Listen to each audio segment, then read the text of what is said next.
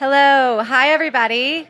Thank you so much for being here. My name is Eleanor Hawkins. I'm really excited to welcome you to our last event, number 16 of 16. Give it up for the Axios event team, if you don't mind. It's been a really, really awesome week here with you all. Thank you for stopping by.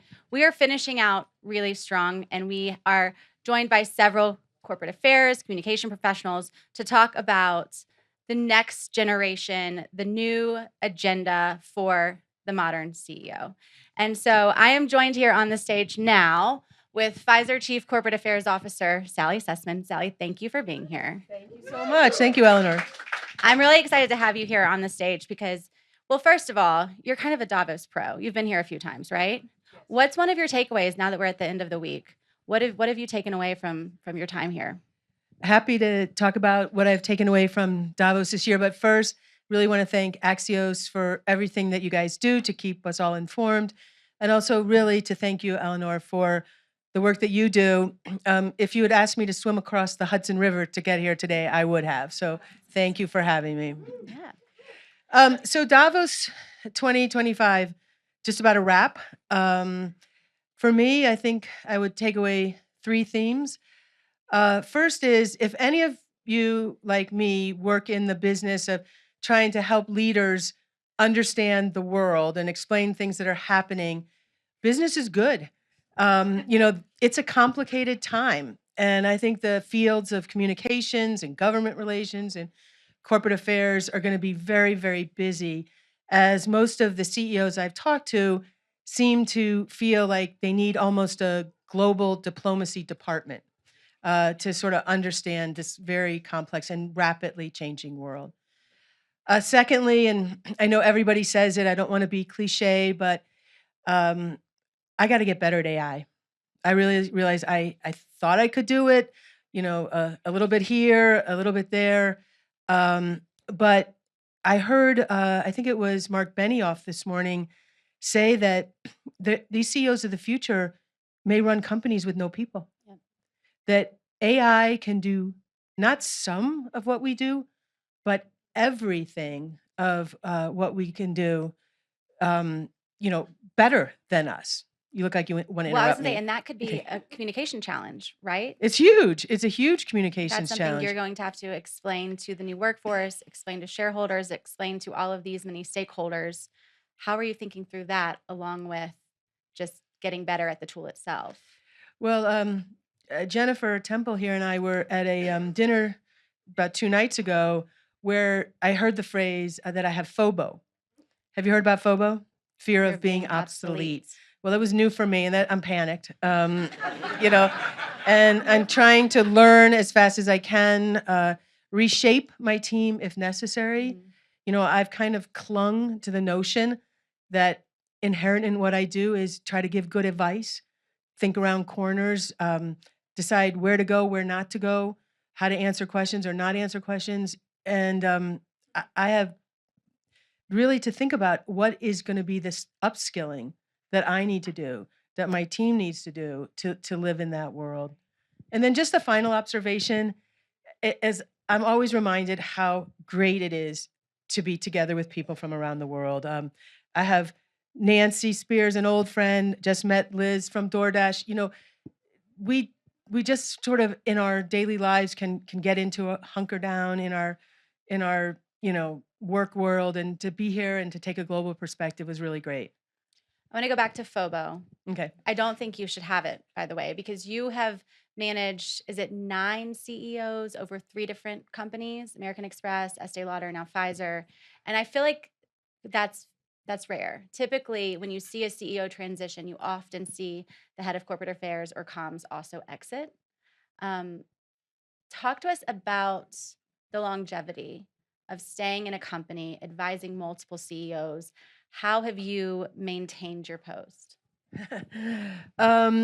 Yeah, 3 companies and 9 CEOs. The key thing is, as much as those of us in the field try hard to support our bosses, to serve them, even to represent them, it's really important to remember that at the end of the day, you work for the company, not the person. And that can be really hard. If the boss says that she wants this and you don't think it's right, you need to say so. It is courage and speaking truth to people that can be uncomfortable. But you need to ask yourself, if my boss wasn't here, would my company still see me as an invaluable asset? And I think that is the key to it. Just keep in your mind, it's not about your reporting line. It's about the mission and the mandate of your company. You've also navigated several administrations. So you do have experience with the Trump administration. I know that you all have your CEO attended the inauguration. Is that right? Yes. You all have visited President Trump in Mar-a-Lago. How are you planning to engage with this incoming administration? Actively. I'm a lifelong Democrat. I've worked hard on behalf of Democratic policies and campaigns and people. But my job, leading government affairs for the company, is to work with any administration, and we're, been bipartisan all along the way. And so my CEO, Albert Bourla, has, as you said, Eleanor, met several times with President Trump when he was president the first time, towards the end of the election cycle, right after the election, but before the inaugural. And every year, our executive team takes a 1 week offsite, first week of January. And I always really look forward to it because it's like a chance to reset, kind of get my head back in the game after the holidays. And we've gone some interesting places for this first week of the year, January. But my boss decided that we should go to Mar-a-Lago. And I was like, wow, that's an interesting choice. So your whole executive team. Yes, there are is about there. 10 of us that report into Albert. And I have to say, even though I was, really had to think about that and wrap my mind around it, it was a great decision because this is where it is happening. And the president is there. He was well prepared. He was expecting us. He greeted us. We spent time with him. And this is not a time to disengage. It is not a time, no matter what you think of or what your politics are, to sort of sit back in frustration. Engage, engage, engage. And it seems like there's been a shift. Maybe that action a few years ago might have created some internal discussion, maybe some internal backlash with employees. It seems to me, from where I'm sitting in my reporting, that employees are being much more pragmatic when it comes to government relations. What have you seen internally? Was there any backlash? How are you addressing this incoming administration with your employees? Well, Pfizer has 85,000 employees. I wouldn't presume to think I know, Eleanor, what they think. And I think that's a mistake that a lot of people make in HQ, especially those of us who work in HQ in blue places. I work in New York City or sanctuary cities. I think everybody's employee base is probably as diverse as the world itself. And so I think it's, a mistake to sort of think that you can convince them that they should think this way or think that way. What you hope is that they have some degree of faith in their leadership to be acting on behalf of the best interests of the company. Again, not the individual, not because I feel this way or my CEO feels this way, but we're not Republican, we're not Democrat. We care about two things: patients, the patients that we serve with our medicines and vaccines, and innovation. What kind of policies will help us become more innovative and support our innovative initiatives? And we talk a lot about that, but I'm also resigned to the fact that people will disagree. Right. We've seen, I guess, in the past 3 days, kind of a slew of executive orders come out of the new administration. And what I'm hearing when I'm talking to corporate affairs professionals is we're still digesting, we're still trying to figure out exactly what this means for us and our business. Where are you in that journey? I think that everyone is TBD. Okay, I think it is TBD. This is a massive change in America, and there are other major changes also happening in other countries around the world. And we have a choice. Do we want to take a pessimistic, dark view and think that it's all going to be horrible? Do we want to be optimists, or even a frustrated optimist, and say, in change is opportunity, and it is on me. It's my job.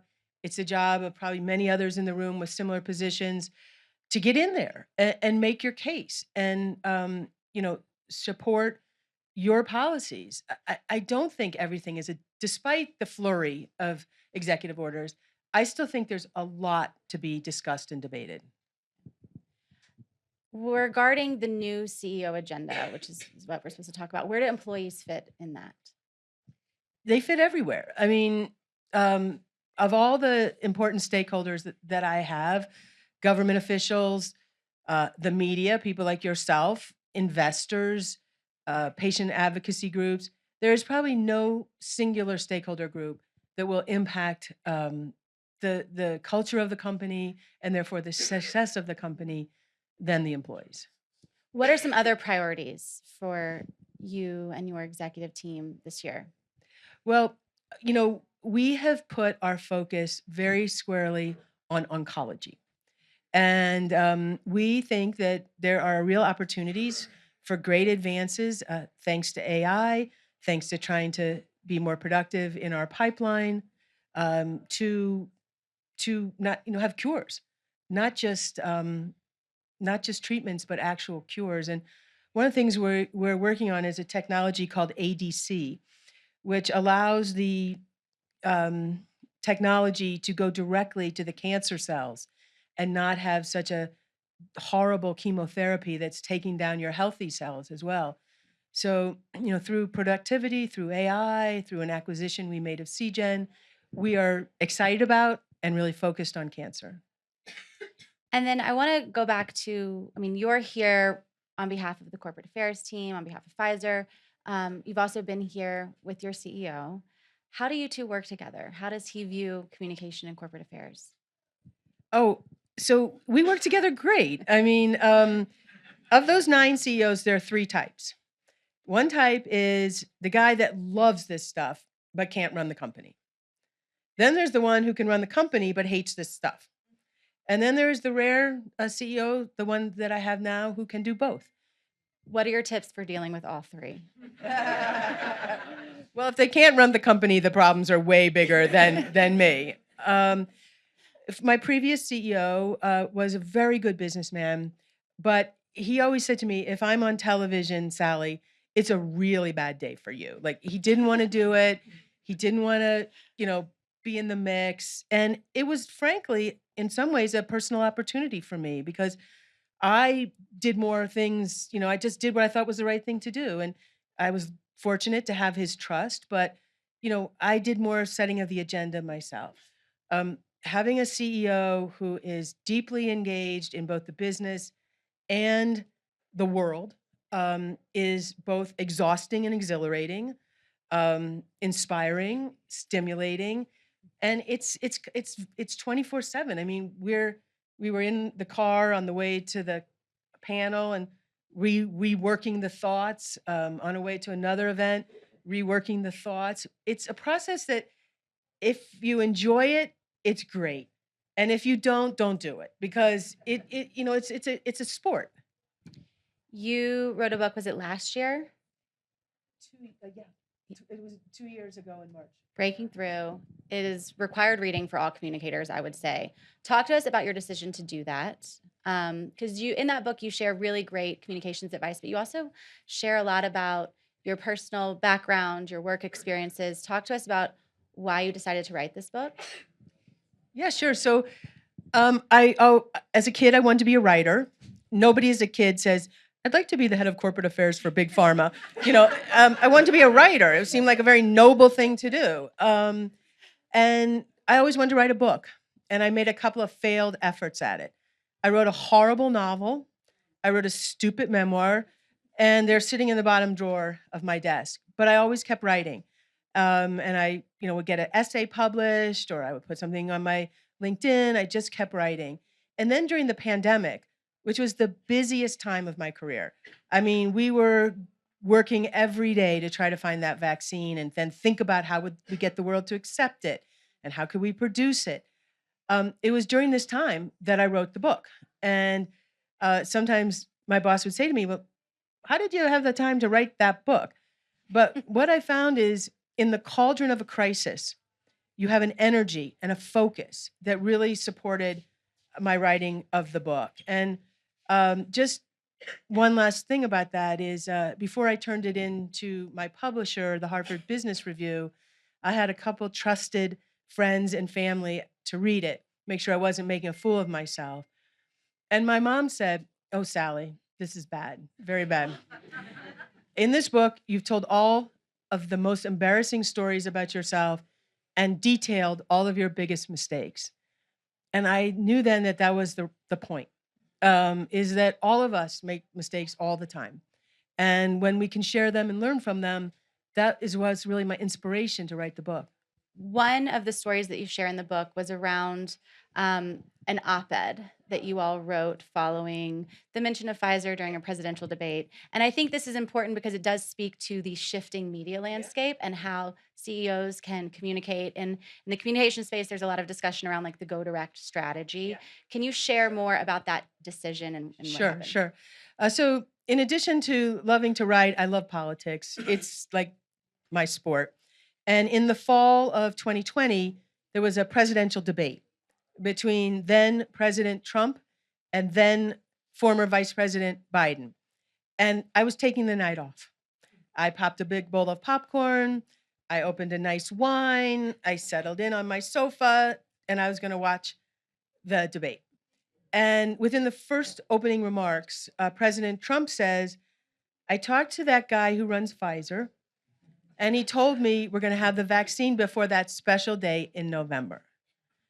And with that, I dumped over the popcorn, I spilled the wine, and I started texting with Albert, and we had a problem because we'd worked very hard to depoliticize the vaccine. We never, when Albert said in March of 2020 that we were going to make a vaccine by the end of the year, I promise you, we were not thinking about any kind of campaign or election. Um, and so I wrote furiously through the night. I put my whole heart into this one, that we would never cut a corner for politics, that we had a history of a 175-year-old company to live up to, and that we would move at the speed of science. I really thought that was brilliant. Okay. And then I sent it to Albert, and uncharacteristically, he just signed off on it, said, "Send it in, letter to the editor from me." So I sent it to the New York Times. I sent it to the LA Times. I sent it to the Washington Post. I sent it to Chicago Tribune. I sent it to everyone, and nobody would publish it. Not one. Why? Because what they really wanted me to talk about was they wanted me to throw political mud back, not talk about how great my science was or the truth of my or the purity of our intention. But well, did he talk to Trump and does he talk to Biden and is it going to come before or after the election? And those were the things I didn't want to talk about, not what I did want to talk about. So I had to hang my head, call my boss, and tell him it's a no-go. They won't publish your essay. So I decided to send it out as a letter to our employees and put it on our website. And it went super viral. All those people that dissed me wrote about it. They reported on the letter to Yeah. your employees. Yeah, they quoted it. They said they got a secret copy. I sent it to 85,000 people, but they got a secret copy. And I learned a huge lesson, which is if you take the time to put something from the heart in your own words and you put it on your own vehicles, you can have a conversation with the world. And I'm still, as you know, a huge fan of media, but it was very nice not to be disintermediated. And it is a continuing strategy that we use to try to make our website kind of our own vehicle. We're sadly out of time here, but we do like to end on one fun thing. And I want to stay on this trend of, executives who are using new ways to communicate. Who is one person, one executive, one business leader, one peer who you really like to follow, maybe on LinkedIn or across other social platforms? Oh, okay. Well, there are so many. Let me just try to think of one. Okay. I actually really admire Dan Roth. He's the editor-in-chief of LinkedIn. I've known Dan for a long time from when he worked at Fortune magazine, and then he went here and there. And I think he's got a very positive tone about what works at work. And I actually saw him here at Davos, and he's someone I deeply admire. That's great. Sally, thank you so much for being here. Thanks, All right, we have one more segment, and we'll be right back.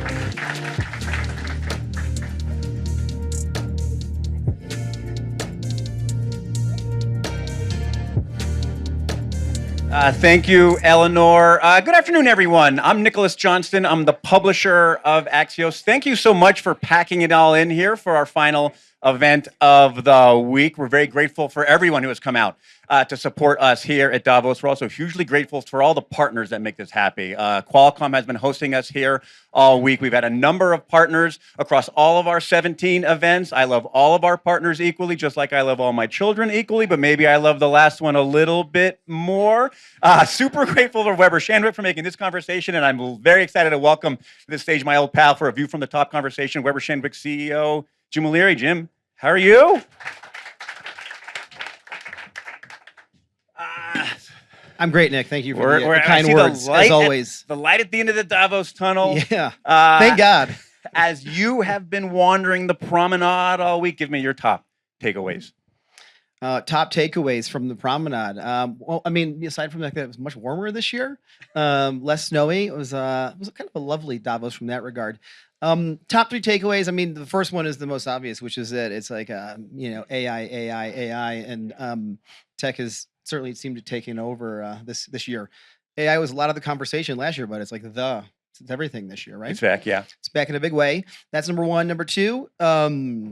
If America First was the theme in Washington this week, I think this week here it's like business first.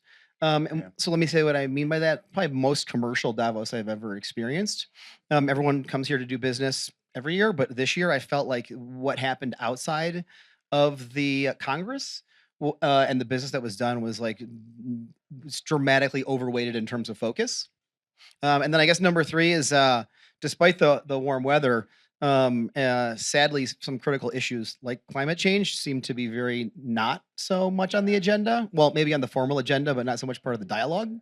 Let's dig into the dialogue just in a second, but let's take that and run it through the frame of CEOs. Like when you're talking to CEOs, specifically like a leadership level, like what is on their mind at Davos? Yeah, well, we did some research coming into Davos that we're going to formally release next week. And so I'll talk about the research because I think it coincides a lot with what I heard this week from CEOs, right? So this is the biggest collection of CEOs. So I, like you and everybody else here, I take an opportunity to talk to as many of them as I can. In advance of Davos, we actually had conversations with 200 CEOs from around the world. This is the research we're going to release next week. Preview here. What we heard was kind of a 3-chapter story. It's quite interesting.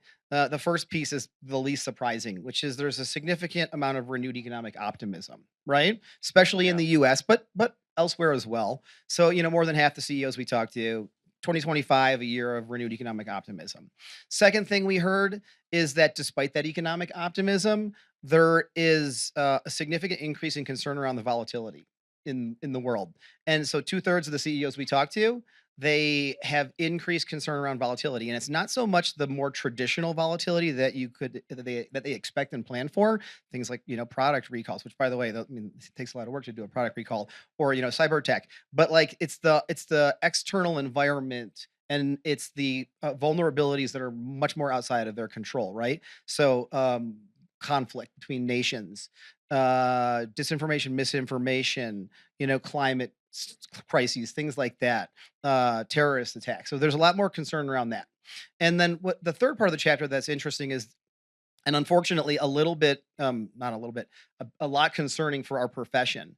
So there's a confidence gap that exists now that CEOs believe that with this increased vulnerability, they're concerned about their communications, public affairs, and government relations teams' ability to navigate the complexity more so than they've been in the past, right? And so I think the data suggests what do we have?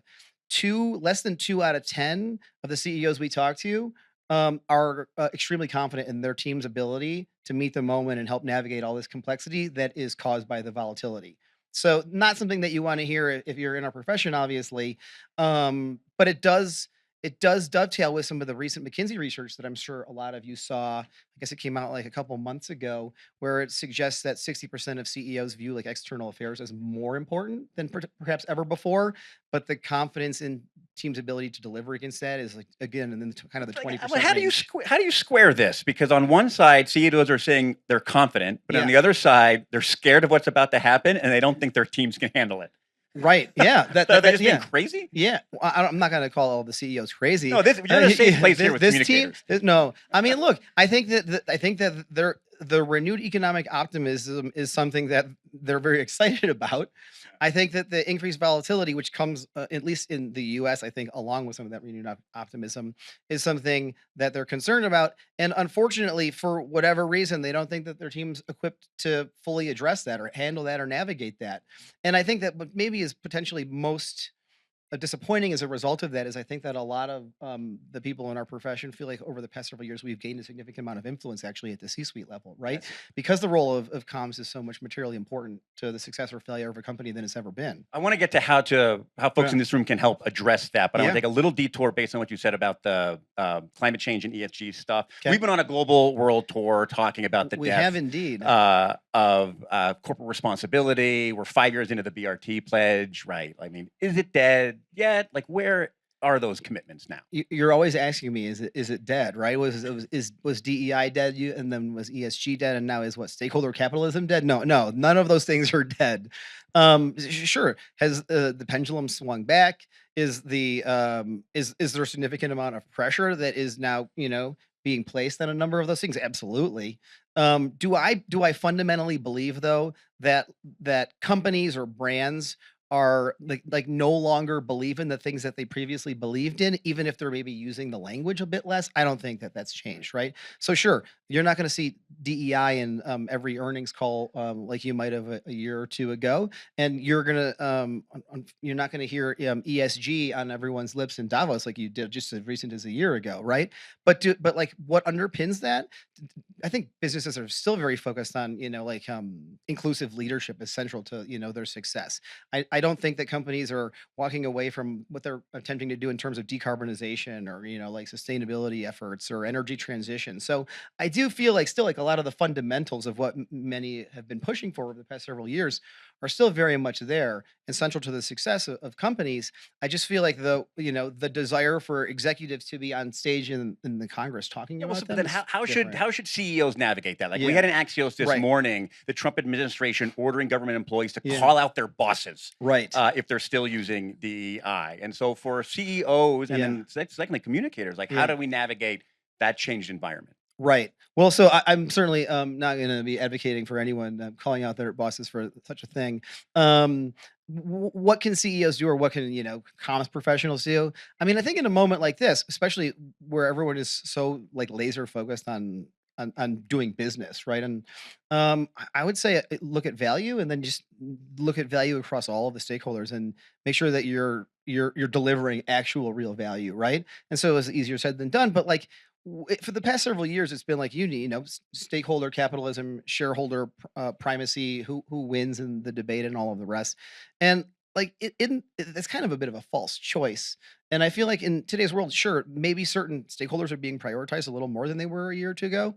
I'd argue like investors and customers are probably at the very top of that list. If they haven't always been, they certainly are this year, maybe more so than employees and other stakeholders. But I think in the current environment, like for comms or public affairs or corporate affairs, team to be successful, like, the more that you can deliver value in support of whatever the business is trying to achieve, then obviously I'm stating the obvious, but that's... Well, let's come back then. Let's stick with comms professionals, go a little deeper. And then I want to go deeper on the data you mentioned about how CEOs saying like they're worried about their professional teams from being able to handle that. Yeah. So then for the folks who have to handle this, like what's the advice? What's the tip for the folks in the room that they should take away from Davos when they go back home? Yeah, right. Okay. Well, I mean, one, tying back to what I said before, like certainly the laser focus on making sure that every decision that you make during your day job is going to deliver some value and business impact, right? So that you're stating the obvious. I think beyond that, I mean, there's a couple things. One, it is interesting that if there's all of this increased volatility, right? certainly there's an opportunity for communications, public affairs, corporate affairs, government relations teams to help CEOs, other leaders, kind of predictively or proactively navigate all of that volatility. And so there's anything from like the good old fashioned scenario planning, though done in a contemporary way, um, to any type of the things that you would typically do around a crisis. But what I would argue is a bit different in this environment is if there's so much volatility, it's like when do they say in the military, no battle plan ever survives contact with the enemy or something, right? I actually think that like no scenario plan is ever going to survive contact with the amount of volatility that's out there in the world. And so in addition to being able to plan for and be resilient through all of the change, you also have to have an enormous amount of agility. And It's a so word I've heard before. Yeah, right. You've heard. 100%, Yeah. And is that an issue of sort of also not being reactive, but being proactive? Don't wait for the CEO to call you because then it's probably too late. Right. Yeah. Well, you certainly want to get ahead of that, and then when you do get the call, you got to be able to to roll with it and react, and then do what needs to be done. Good luck in 2025. Yeah, it's gonna be a fun year. Yes. All right, so let's end it on a fun note. We love to end on one fun thing, like Eleanor said, one Davos thing. All right, Jim, the week is dead. Not dead. Ending soon. Yeah. Oh man, I'm having a long. Davos is not dead. The World Economic Forum is not dead. Neither is what DEI, your, ESG, what's your or best Davos capitalism. moment? What's your favorite fondue you ate? Just give us something fun from the week. Yeah, I unfortunately did have some fondue this week. It was terrible, as I'm sure most of you did. So I can't say that I had any good fondue this week. My favorite Davos moment, as always, Nick, my favorite moments in these events is to hang out with you. Oh, stop. Though it's it's a little bit here it's a little bit colder and snowier than where we were perhaps hanging out like 6 months ago, which was a little more civilized. Someplace warm. We'll head there again Next time. All right, very good. Jim, thanks so much. Thanks for Weber Shandwick. We get to go back and have a glass of wine. All right, can't wait. Now, Let's do it. And Eleanor's got one more thing to do. Stick around. All right. Thanks, everybody.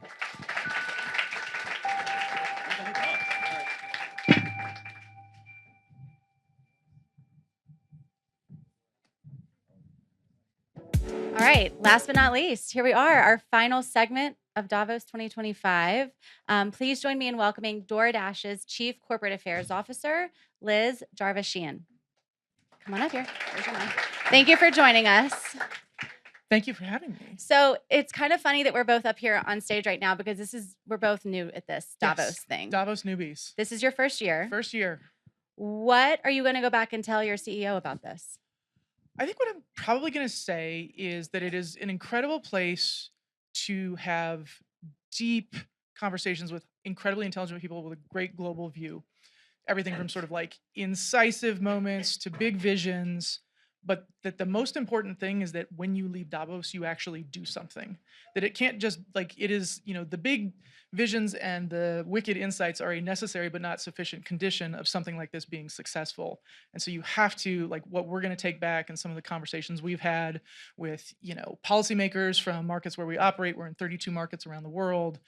What are we going to do with those things? It's not just about having had the meeting. It's what do you do with it? So what's on your to-do list?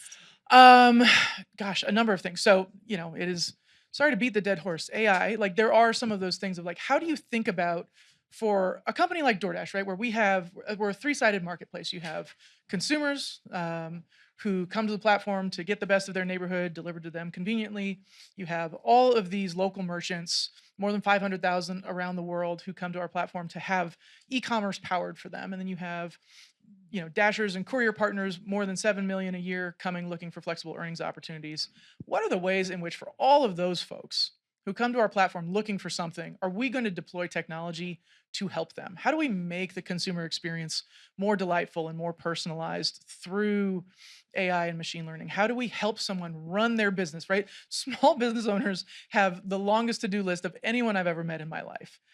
How can you leverage AI technology to help them do the things that are onerous and take too much time that you can then get done almost immediately, and even have it be predictive?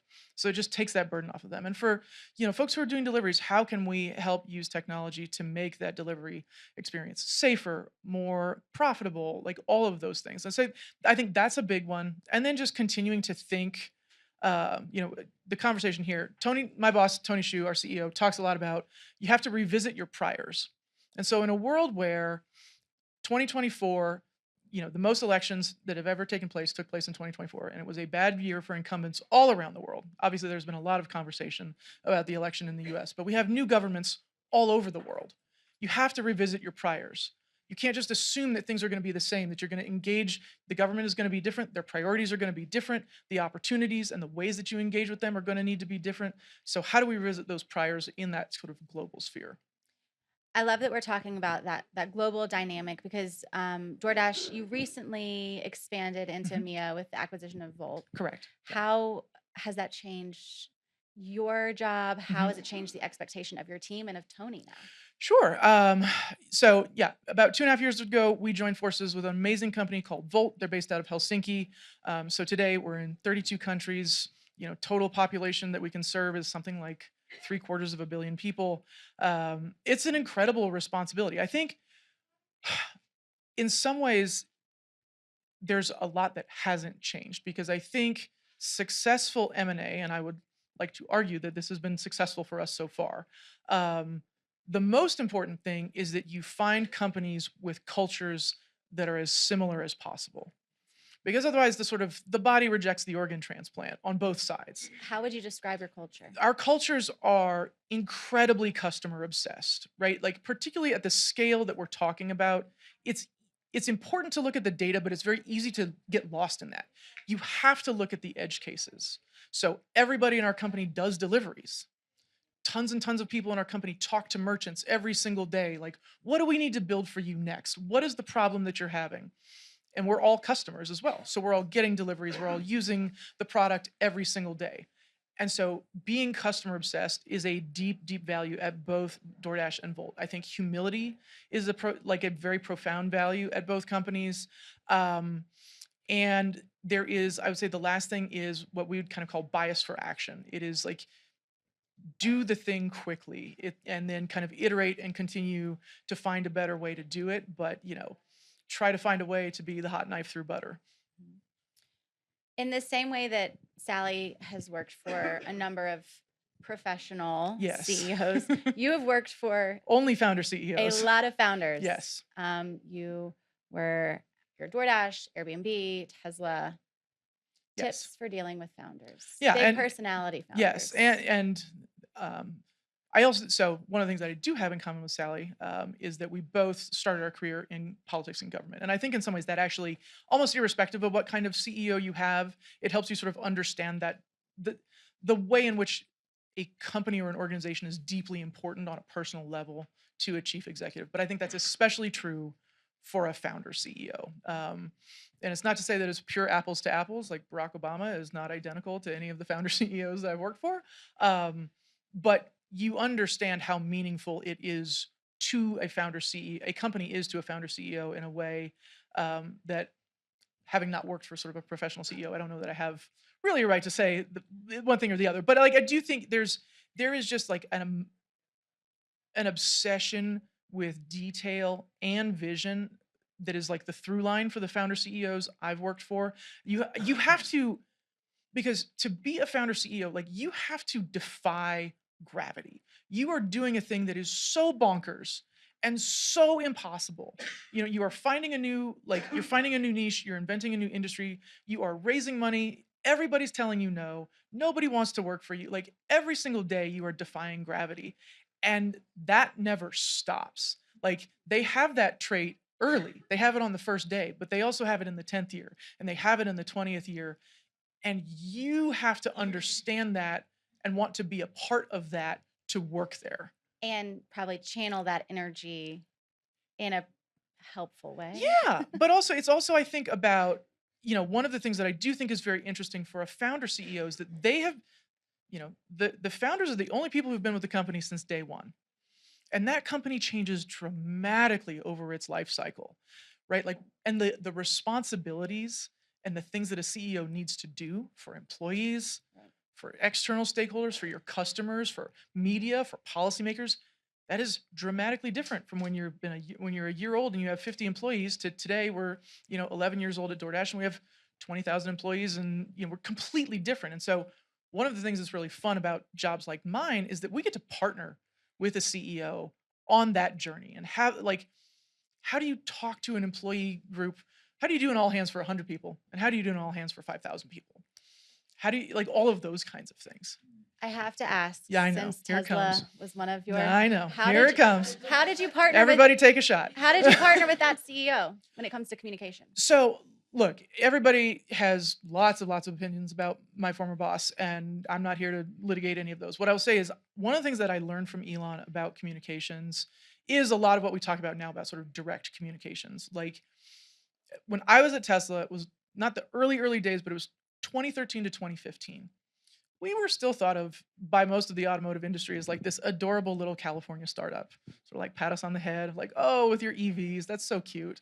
This is not going to last. And it meant that we had to do things very, very differently to reach an entirely new audience and tell them about an entirely new thing. And Elon, he was not interested in doing sort of traditional automotive press that had a very sort of set schedule. You would go to the motor shows in Detroit or Frankfurt or Tokyo, and you'd, unveil a new car there, or you'd like talk to a certain set of media outlets. He's like, no, we have this incredible product and we have to tell the world about it ourselves. So we're going to do our product launches on our own timeline. And we are going, like, I am going to tell the story about it. If we make mistakes, we're going to say so, and we're going to say what we're going to do to fix it. I'm going to put it out on what was then called Twitter. We're going to put it out on our blog. And we're going to do it very, very much on our own and not through anything traditional. Well, so how do you look at the media landscape now with the whole go direct debate? Yeah. I think it is the classic yes and. I think you have to continue, even sort of anything, most of the traffic that you see on social, any of the work that people do potentially with influencers, like so much of the content that comes out is built off of something that is talked about in traditional media. So it is a yes and. You need to continue to have relationships with all kinds of traditional media. You also need to think about how do you communicate directly as a company. I don't know that people are always, it's interesting to hear Sally talk about it because I think there are some times when it's very, very helpful and effective to talk directly as a company. But I think in the new information landscape, what the power of podcasters, influencers, anybody on social media is that they have a connection to their audience. And so your responsibility as a communicator is to reach that audience eventually and to do it through a source that they trust. You said something this week I did. that I'm still thinking about I know. as a member of the media. I know. Yeah, I saw your jaw like hit the floor. Sorry about that. It's to treat influencers it's to think of influencers almost in the same way that you think about beat reporters. So for communicators in the audience, you need to have a relationship with these folks because. But it's transactional. It's yes and no, but it's like it is a different model insofar as for many of those people it is their business, and so they are both interested in sharing content and news, but they also, whereas you draw a paycheck irrespective of whether or not you cover a story I pitch, their paycheck involves like, what is this transaction? But they are also like fundamentally, it is about, I think, respect for the audiences that you're trying to reach. And the audiences you're trying to reach, they trust different things today. They go to different places today than they did 10 years ago, 20 years ago, 30 years ago. And so our job is to reach them through those sources that they trust. And sometimes that might then feel more transactional because it is an influencer. It involves, sponsored content. But I also don't think that those influencers are effective, or that anyone you talk to on social, even if they're not an influencer, a podcaster who sort of has a specific set of things that they like to talk about, none of that is effective if it also isn't authentic to the story that you're trying to tell and like at its core, the product that you are probably talking about.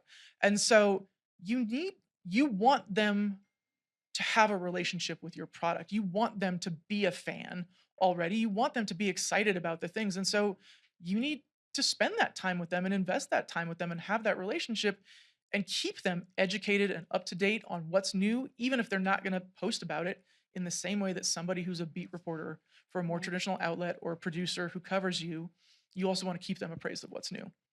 Another audience you're trying to engage and Yes. educate and form a relationship with is the new administration. Yes. DoorDash is one of the companies that donated to the inaugural Mhm. committee. How are you planning to work with Trump 2.0? I mean, look, so, we donated to the inaugural committee for President Trump. We did the same for President Biden. My CEO has met with President Biden. He has met with President Trump.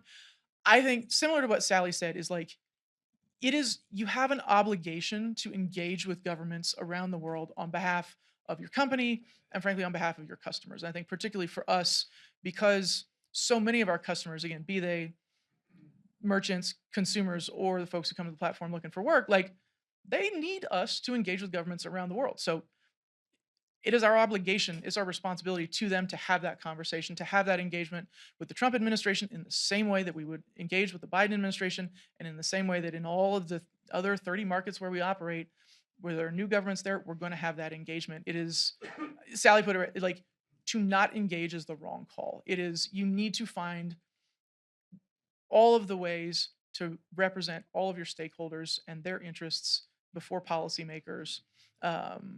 And so, how one does that obviously shifts like country by country, administration by administration. But I think the idea of not engaging is the wrong call. Tell us what the internal Slack looked like after that news broke.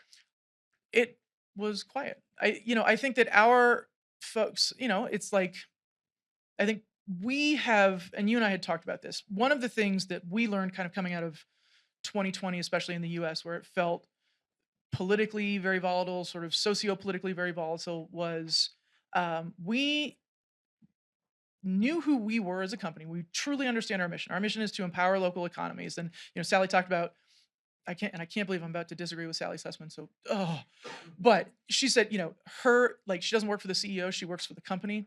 I actually think we work for our customers. And so how do we help all of those customers that include employees, but also include external stakeholders? Like, how do we help them know who we are and what to expect from us? And so we constructed a framework that we call the Compass that helps us every single time sort of decide where and how to engage. And we What have are some of the factors on the Compass? So the factors are like, is it core to our business? Because, when you have like any business, you can stretch anything to like a logical conclusion of like, well, this impacts us in some way, shape, and you're like, you have to find a way to keep it core to your business. And can we have an impact on it through our business in a way that is meaningful and significant? And if it's not, then it may be something that matters to a set of external stakeholders or employees internally, but we need to be clear about where we're going to engage. So part of what we have been clear about for years is that we engage with governments of all kind, from the local level to the state and provincial level to the national level. And so and so we talk about it at all hands and we send it out in messages, and we've been very, very clear with everybody. Proactively ahead of time. Like, don't wait until the election results happen to tell people that you're engaging with governments or how you engage. Tell them, because everybody's thinking about it. They're asking questions. Do you all have a PAC? We have a federal PAC in the US. Yeah. But, people are curious about it. And it's not just in the US. You've got, again, employees in Finland and Denmark and Georgia who are curious about like, how do we engage with government in these countries? So tell them, like, we tell them about the product roadmap, and we tell them about the new things on the ops side. We tell them about our new partners, Home Depot, now on DoorDash, as of yesterday. We tell them about those things. Why wouldn't we tell them about how we do political engagement? How do we talk to media? So communicating more. More, not less. Yeah. More, not less. That is all the time we have. But I do like to end on that note. As a one fun thing, you had a really lovely idea. I did. And I'm happy to do this with you because you are an Axios reader from day one, as you told us. You're familiar with the one fun thing. Since this is our last event of Davos, Liz thought that we should end with the toast. With a toast. So we will toast to all of you. Thank you so much for being here. We appreciate it. Cheers. Thank you, Liz. Thank you. Cheers, everybody. Thank you so much. You can find all of our content on Axios.com. We hope to see you here next year. Safe travels home, and thanks again.